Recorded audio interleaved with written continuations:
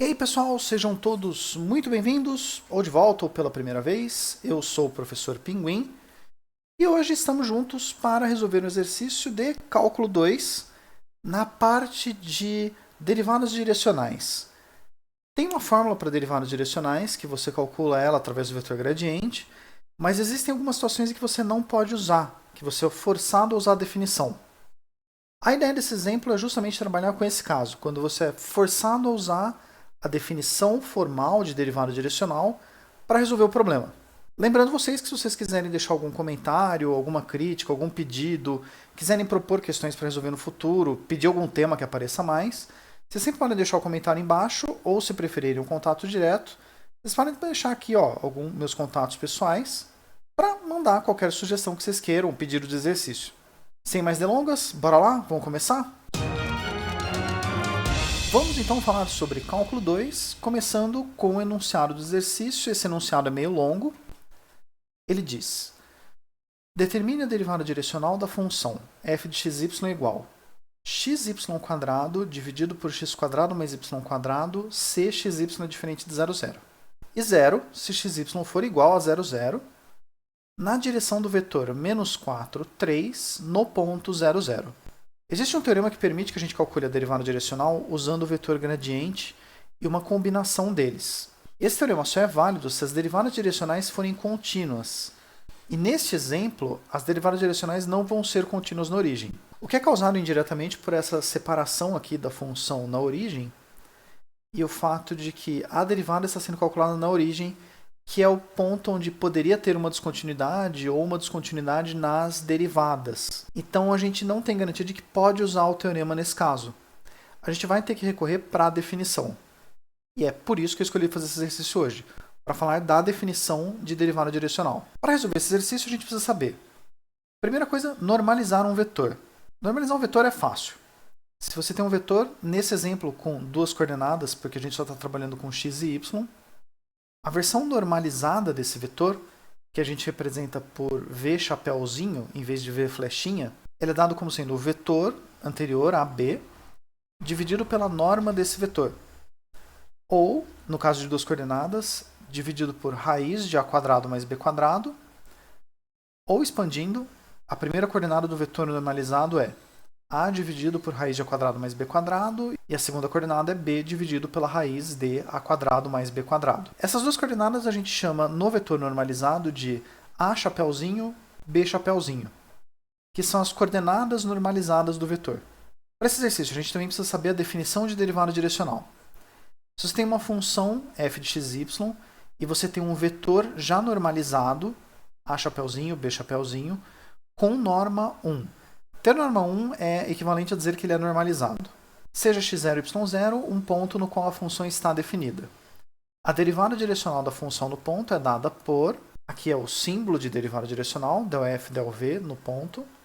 Ele é definido como sendo o limite h tendendo a 0 de a função no ponto x0 mais a chapéuzinho vezes h, y0 mais b chapéuzinho vezes h, menos a função no ponto original, dividido por h. A derivada direcional, por definição, é o resultado desse limite, se ele existir. Se o limite não existir, a derivada direcional não existe. Nos casos em que a função é contínua e tem derivadas contínuas, é mais eficiente usar o teorema do gradiente. Ainda assim, essa definição funciona num caso geral.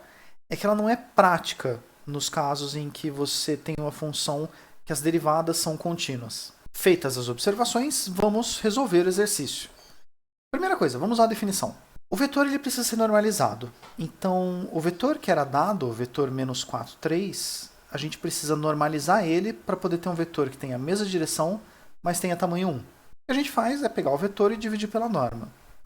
A norma vai ser raiz de menos 4² mais 3², menos 4² 16, 3² 9, 9 com 16, 25.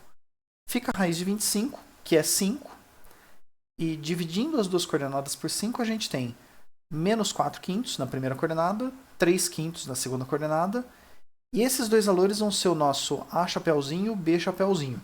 Com isso, pronto, a gente pode aplicar a definição. O ponto dado é o ponto 0, 0, o que quer dizer que x0 vale 0, y0 vale 0.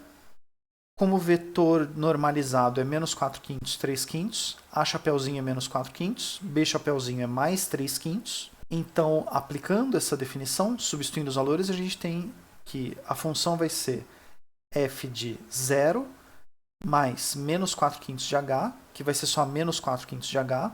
Na segunda coordenada, 0 mais 3/5 de h, que vai virar só 3h sobre 5, menos a função da origem dividido por h. Ignorando zero, que não vale nada, a gente tem essa expressão. E lembrando a função lá do enunciado, que é essa expressão. Na primeira expressão aqui, a função ela tem um valor aqui que não é zero. Apesar do h tender a zero, o número que está aqui dentro da função não é zero. Então a função vai ser dada por tudo que está na coordenada x vezes o que está na coordenada y ao quadrado, dividido pelas somas das duas coordenadas ao quadrado.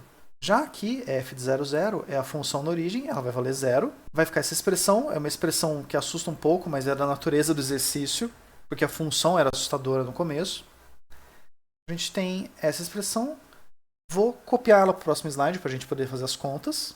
Menos 4h sobre 5 vezes 3h sobre 5 ao quadrado, 3 ao quadrado dá 9, vezes menos 4 dá menos 36. 5 ao quadrado 25, vezes 5 dá 125. Então aqui a gente tem menos 36h ao cubo sobre 125. Aqui embaixo, 4 ao quadrado 16, 3 ao quadrado 9, 5 ao quadrado 25, 5 ao quadrado 25. A gente tem 16h quadrado sobre 25, mais 9h quadrado sobre 25, gerando esta expressão aqui.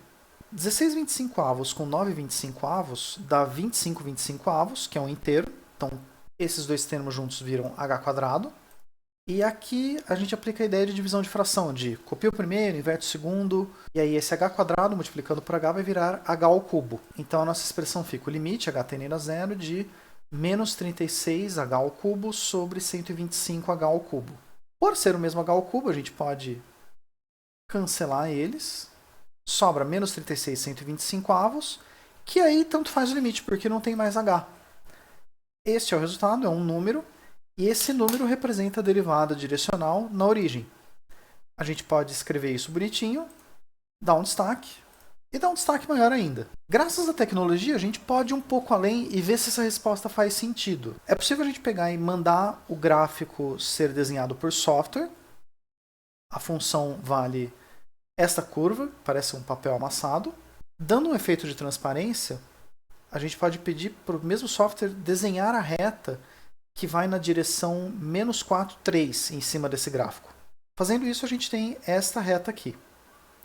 Ela está inclinada para baixo, o que quer dizer que a derivada direcional nessa direção vai ser negativa. O que faz sentido, porque a gente obteve realmente o número negativo, menos 36 125avos. O valor exato, a gente precisaria fazer medições sobre qual a inclinação em z dessa reta. O que o software não dá um desenho tão preciso por causa da perspectiva. Mas com certeza o resultado tinha que ser negativo. O que faz sentido e é legal para mostrar que a gente está certo. Espero que vocês tenham gostado do exercício de hoje. Derivadas direcionais, por definição, são um tópico que não é tão difícil, embora as contas pareçam assustadoras. Mas um detalhe interessante é que a conta que a gente tinha que fazer, o limite, a gente armou, ficou um negócio muito grande, mas depois de simplificar somas de fração, os h's acabam cortando e a gente não fez nenhuma conta difícil com o limite. O difícil foi montar as contas da derivada parcial, que é o que eu queria que vocês levassem para hoje, que não é para ter medo das contas desse tópico. Montar ele vai ser muito mais difícil do que resolver. E, antes de encerrar, só lembrar vocês que se vocês quiserem deixar algum comentário, fazer alguma pergunta, dar alguma sugestão, pedir algum tema que apareça mais, ou propor uma questão desafio para resolver, fiquem à vontade para usar os comentários embaixo. Ou se vocês quiserem alguma coisa mais pessoal, estão passando aqui meus contatos diretos. E eu espero poder ver vocês no futuro falando de algum outro exercício sobre outro tema em outra oportunidade. Obrigado por hoje, pessoal. Até a próxima.